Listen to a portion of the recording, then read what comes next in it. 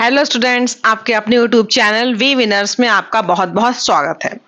आज हम लोग एक इंटरेस्टिंग टॉपिक में बात करने वाले हैं जो हमारे जीवन से बहुत ज्यादा जुड़ा हुआ है। ठीक है, तो उस शब्द को हम लोगों ने सुना भी है कई बार, तो चलिए मैं उसको बता ही देती हूँ क्या है। आज का वीडियो आप लाइक कीजिएगा, कमेंट कीजिएगा, शेयर कीजिएगा और अगर आप मेरे चैनल पे नए हैं तो सब्सक्राइब भी जरूर कर लीजिएगा। मेरा नाम है आकांक्षा और आज हम लोग जिस टॉपिक को पढ़ने वाले हैं उसका नाम है अभिप्रेरणा, यानी कि मोटिवेशन। तो मोटिवेशन शब्द आपने बहुत बार सुना होगा, अभिप्रेरणा, प्रेरणा। ठीक है, तो ये शब्द हमारी जिंदगी से बहुत जुड़े हुए हैं, कोई नया शब्द नहीं है ये। पर चूंकि जब हम इसको आप शिक्षा के मनोवैज्ञानिक परिप्रेक्ष्य पेपर में देखते हैं, एजुकेशनल साइकोलॉजी की नजर से देखते हैं, तब अर्थ थोड़ा सा इसका ऐसा हो जाता है जो आपके नॉर्मल जिंदगी से थोड़ा सा हटके होता है। तो आप ये समझिए कि अभिप्रेरणा क्या होता है। तो अपनी दिनचर्या में देखिए, आप जिंदगी में देखिए, आप अगर उसको, तो आप देखते होंगे कि अक्सर टीचर्स हमारे फैमिली मेंबर्स, हमारे बड़े भाई बहन, ठीक है, बाबा दादी हमारे, हमको अक्सर मोटिवेट करते रहते हैं पढ़ने के लिए, कुछ अच्छा करने के लिए। ठीक है, ऐसा क्यों करते हैं वो? क्योंकि क्या होता है, जो मोटिवेशन होता है वो हमारे काम को क्या करता है, गति देता है, स्पीड देता है। जैसे मान लीजिए कि हम कहें कि एक तरीके का ये एक्सटर्नल ही है, लेकिन फिर भी मान लीजिए कि कोई हाई स्कूल का पेपर दे रहा है बच्चा और उससे कहा जाए कि भाई अगर तुमने इस बार 90% मार्क्स गेन किए तो तुम्हें स्कूटी दिलाई जाएगी। ठीक है, तो अब वो उसको पढ़ने का मजा इसलिए आएगा, उसके काम को स्पीड मिली, क्योंकि उसको ये लगता है कि अब मुझे स्कूटी मिलेगी। ठीक है, अगर मैं 90% मार्क्स लाए तो उसके काम को क्या मिली, स्पीड मिली, गति मिली। उसी तरीके से अगर किसी व्यक्ति के मन में ये भाव है कि मैं अगर एक इस तरह की नौकरी में जाऊं या कोई ऐसा जॉब करूं जहां पे किसी की मदद हो सके, वो अंदर से ये फील करता है कि मुझे दूसरों की मदद करनी चाहिए, वो ये विचार रखता है, तो उसके मन में ये फीलिंग है कि मैं ऐसा जॉब करूं जहां पे मैं दूसरों की मदद कर सकूं जो जरूरतमंद है। तो वो इस चीज को लेके मोटिवेट हो रहा है कि मैं ऐसे जॉब की तैयारी करूंगा जिसमें लोगों की मदद हो सके। तो कहने का मतलब है कि चाहे आपका बाहर से हमें कुछ मोटिवेशन मिल रहा है या मन से मोटिवेशन मिल रहा है, लेकिन जो प्रेरणा होती है, अभिप्रेरणा होती है, ये हमारे काम को गति देती है, स्पीड देती है, जिससे हम क्या करते हैं, अपने उस लक्ष्य को प्राप्त करते हैं। लेकिन अगर एजुकेशनल साइकोलॉजी या साइकोलॉजी की नजर से आप देखेंगे तो वहां पर जो आंतरिक प्रेरणा है उसको ज्यादा महत्व दिया गया है। ठीक है, आइए देखते हैं डिटेल में। देखिए, अभिप्रेरणा का अर्थ। ठीक है, अभिप्रेरणा, जिसका इंग्लिश में हम बोलेंगे मोटिवेशन। ठीक है, इसको बोलेंगे मोटिवेशन। ठीक है, इसका अर्थ प्रोत्साहन होता है। इसका तो ये हिंदी अर्थ हो गया, ये प्रोत्साहन इसका हिंदी अर्थ हो गया। आप देखेंगे कि आपने देखा होगा एमसीक्यूज में ये सवाल आते हैं कि ये शब्द की उत्पत्ति कहाँ से हुई है, तो मोटिवेशन की उत्पत्ति लैटिन भाषा के मोटम से हुई है। ये देखिए, आपको यहाँ दो बातें ध्यान में आ रही है कि एक तो लैटिन भाषा और दूसरा मोटम। ठीक है, जिसका अर्थ होता है गति, मोशन। अतः कार्य को गति प्रदान करना ही अभिप्रेरणा है। तो अगर हम सीधी भाषा में कहा जाए कि अभिप्रेरणा क्या है, तो वो इसका अर्थ होता है गति, और ये हमारे काम को क्या करती है, स्पीड देता है। हम जब मोटिवेटेड होते हैं तो हम अपने काम को तेज करने लगते हैं, क्योंकि हमें अब वो चीज पानी है, वो लक्ष्य दिख रहा है हमें, चाहे अंदर से महसूस कर रहे हो चाहे बाहरी लक्ष्य हो, लेकिन हमें कुछ ऐसा लगता है जिसकी वजह से हम काम को करने के लिए अपनी स्पीड को बढ़ाते हैं और अच्छे से करना शुरू कर देते हैं। ठीक है, अभिप्रेरणा के साधारण और शाब्दिक अर्थ के अनुसार हम किसी भी उत्तेजना को प्रेरणा कह सकते हैं, किसी भी उत्तेजना को प्रेरणा कह सकते हैं जिसके कारण कोई व्यक्ति प्रतिक्रिया या व्यवहार करता है। इस प्रकार की उत्तेजना आंतरिक या बाह्य दोनों हो सकती है। मैंने आपको बताया कि आंतरिक का मतलब जैसे कि आप किसी की सेवा करने का भाव रखते हैं, तो ये आपके अंदर की फीलिंग है कि आप अपने मन से किसी का भला करना चाहते हैं, तो आप आंतरिक। और अगर बाह्य की बात करते हैं, मान लीजिए हाई स्कूल में आपको स्कूटी मिलने का बहाना है, तो आप स्कूटी मिलने के नाम पर 90% लाने के लिए इतनी मेहनत शुरू कर देंगे। ठीक है, तो ये बाह्य हो गया। अब बाह्य तो आपको सामान दिख रहा है, आंतरिक का मतलब है कि आप अपने मन से मोटिवेटेड है, अंदर से मोटिवेटेड है। ठीक है, किंतु मनोवैज्ञानिक दृष्टि से प्रेरणा एक मानसिक प्रक्रिया है, यह एक आंतरिक प्रक्रिया है जिसमें व्यक्ति अपने अंदर से किसी काम को करने के लिए प्रेरित होता है। मैंने कहा ना कि साइकोलॉजी की दृष्टि से अगर आप देखेंगे तो आदमी अंदर से मोटिवेट होता है, उसको यहाँ ज्यादा महत्व दिया गया है। इस प्रकार की प्रेरणा को प्राणी के शरीर यंत्र की चालक शक्ति कहा जाता है। चालक मतलब जो चलाए, ठीक है, जो व्यक्ति को व्यवहार करने के लिए प्रेरणा देती है। ऐसा शक्ति, चालक शक्ति का मतलब वो शक्ति जो उसको व्यवहार करने के लिए प्रेरणा देती है अंदर से, अंतरात्मा से। ठीक है, तो आपको समझ में आया इसका मीनिंग? आगे देखिए। अब अगर बात करी जाए कि अभिप्रेरणा का उपयुक्त परिभाषा का विश्लेषण करने पर अभिप्रेरणा के संबंध में हमें निम्न बातें पता चलती हैं। पहला ये कि अभिप्रेरणा एक मनोशारीरिक या आंतरिक प्रक्रिया, मनोशारीरिक, मन और शरीर दोनों, यहाँ पर देखिए, ठीक है, यह आंतरिक है। आंतरिक इसलिए क्योंकि अब आप साइकोलॉजी की नजर से देख रहे हैं, क्योंकि ये साइकोलॉजी के एजुकेशनल साइकोलॉजी वाले पेपर में शिक्षा के मनोवैज्ञानिक परिप्रेक्ष्य, ठीक है, साइकोलॉजिकल पर्सपेक्टिव ऑफ एजुकेशन में ये है, तो हमें साइकोलॉजी की नजर से देखना होगा मनोशारीरिक या आंतरिक, क्योंकि इन्होंने आंतरिक को ज्यादा इंपॉर्टेंस दिया।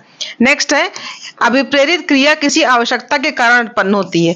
आवश्यकता मतलब इसमें कहा गया है कि आपको किसी चीज की नीड होगी, और जब वो नीड आपको होगी, आवश्यकता होगी, तो आपको क्या होगा, फिर आप उस चीज को लेकर के आपके अंदर एक कह सकते हैं आप एक परेशानी, एक उलझन पैदा होगी कि आपको वो आपकी नीड पूरी हो जाए, और जब वो नीड आपकी पूरी हो जाएगी तो आपकी उलझन खत्म हो जाएगी, ये समझिए। ठीक है, तो नीड होगा, नीड के बाद आपको डिराइव महसूस होगा, और डिराइव के बाद इंसेंटिव मिलेगा। जब आपको इंसेंटिव का मतलब जो चीज आप चाहते थे, जैसे आपको बहुत ज्यादा कह लीजिए प्यास लग रही है, ठीक है, ये आपकी नीड है।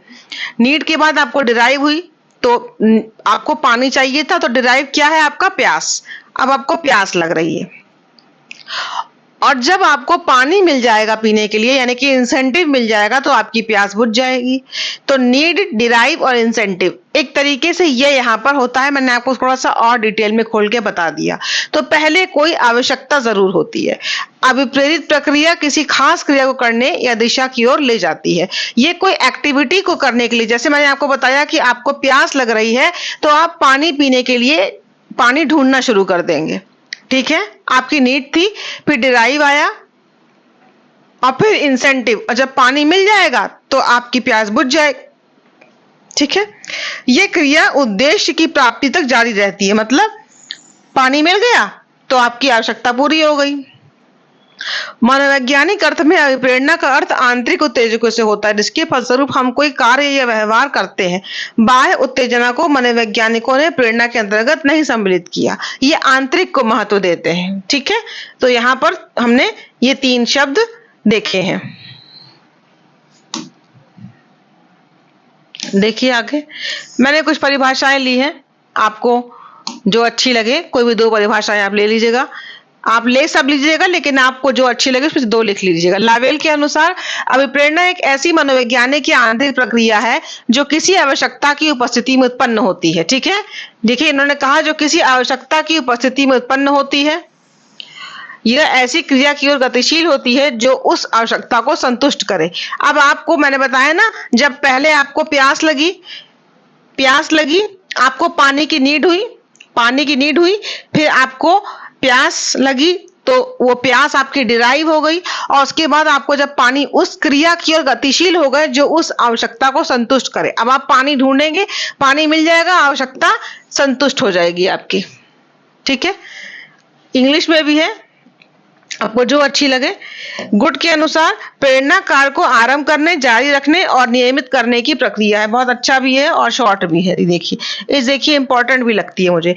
प्रेरणा कार्य को आरंभ करने, जारी रखने और नियमित करने की प्रक्रिया है। ठीक है, ये आप एग्जाम में लिख भी सकते हैं, और छोटी सी भी है ये। आगे देखिए, इसका इंग्लिश में भी अच्छा है। देखिए आप, motivation is the process of arousing, sustaining and regulating activity. ठीक है, ये गुड का है, ये छोटा सा है, इसको आप ले सकते हैं, तो दोनों ही ले लीजिएगा, बढ़िया है। अब देखिए अभिप्रेरणा के कारण।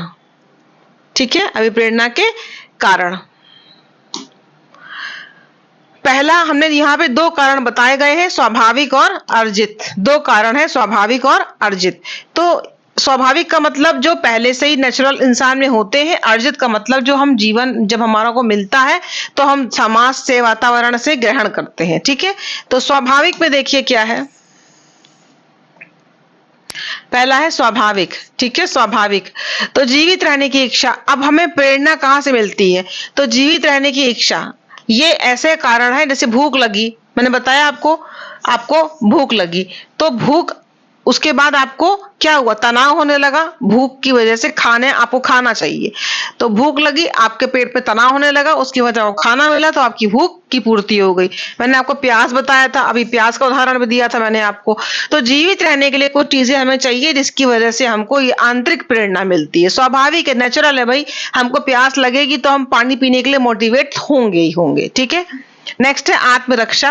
भाई अगर हमें कहीं डर लगेगा कि हमको कोई खतरा है तो हम मोटिवेट होंगे कि हम सुरक्षित जगह पे जाएं।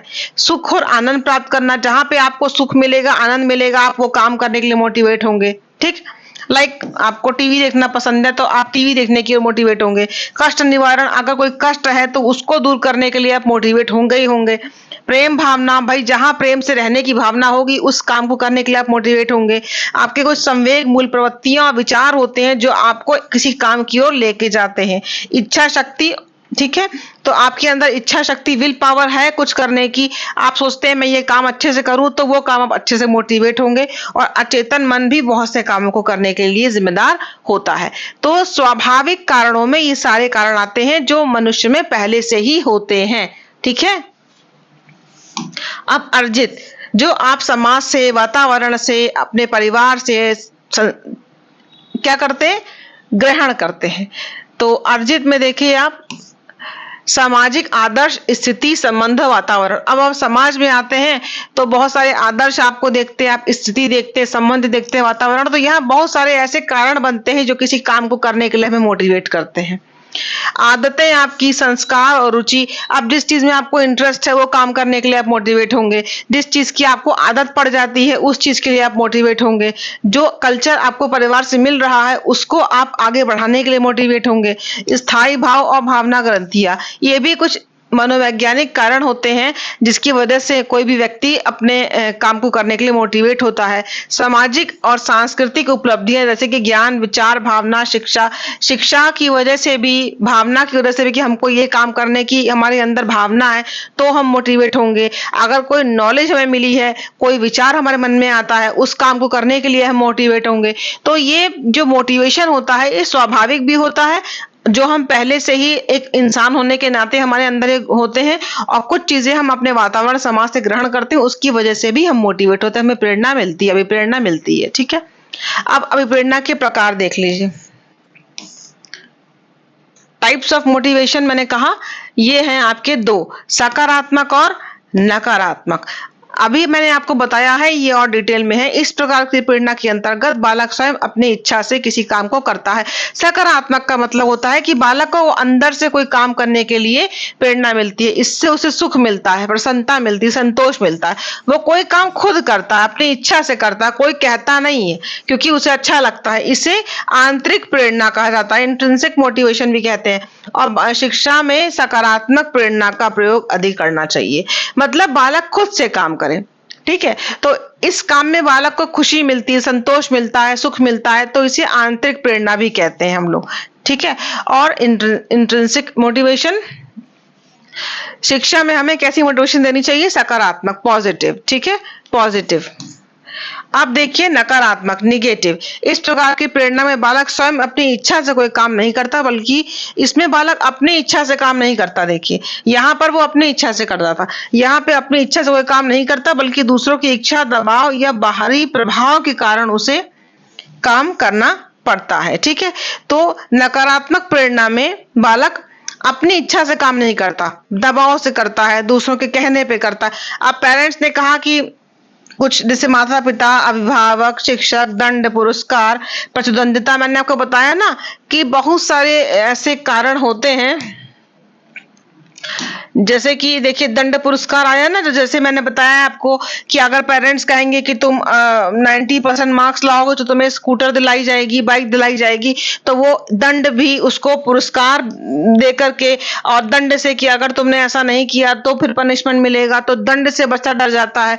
तो बहुत सारी ये प्रतिद्वंदिता, बहुत कंपटीशन है, किसी से कंपटीशन की बातें करके, वो भाव पैदा करके, या निंदा या प्रशंसा की वजह से बालक डर के कि अरे हम अगर अच्छा नहीं कर पाएंगे तो हमें हमको पनिशमेंट मिलेगा। तो ये सारी चीजें हमें बाहरी तरीके से मोटिवेट करती हैं, इसीलिए इसे नकारात्मक प्रेरणा कहा जाता है और इसे बाह्य प्रेरणा कहा जाता है, एक्सट्रिंसिक मोटिवेशन। ये देखिए, तो दो तरह की मोटिवेशन हो गए, सकारात्मक जिसको कि कहा गया आंतरिक प्रेरणा, और नकारात्मक प्रेरणा नेगेटिव मोटिवेशन जिसे कि बाह्य प्रेरणा कहा गया। सकारात्मक में बालक अपनी इच्छा से कोई काम करता है क्योंकि उसे खुशी मिलती है, संतोष मिलता है, और नकारात्मक प्रेरणा में बालक दूसरों की इच्छा, दबाव के बाहरी प्रभाव से कोई काम करता है, इसीलिए इसको बाह्य प्रेरणा कहा जाता है। तो यहाँ पे दो टाइप हो गए हैं, इसको आप चित्र बना के ऐसे करके 1 और 2 में दिखा भी सकते हैं, इस तरीके से आप दिखा भी सकते हैं। ठीक है, तो हम लोगों ने आज अभिप्रेरणा को देखा है, अभिप्रेरणा के अर्थ को देखा, उसकी परिभाषा को देखा है। अभिप्रेरणा के आपने यहाँ कारण भी देख लिए, स्वाभाविक कारण और अर्जित कारक। देखिए 2 कारण ये भी आपने देख लिए, यहाँ पर कॉजेस देख लिए, ये भी चित्र बना के, ये भी आप चित्र बना के इसको एक्सप्लेन कर सकते हैं, 1 और 2। ठीक है, तो आपने मोटिवेशन के अर्थ को देख लिया, परिभाषाओं को देख लिया, कारण देख लिया, और आपने अभिप्रेरणा के प्रकार को भी देख लिया। बहुत इजी तरीके से मैंने आपको अभिप्रेरणा आज समझाने का प्रयास किया, और मुझे उम्मीद है कि आपको आज का चैप्टर बहुत ही अच्छे से क्लियर हो गया होगा, कोई डाउट्स नहीं रह गए होंगे। तो मिलते हैं नेक्स्ट वीडियो में। जय हिंद।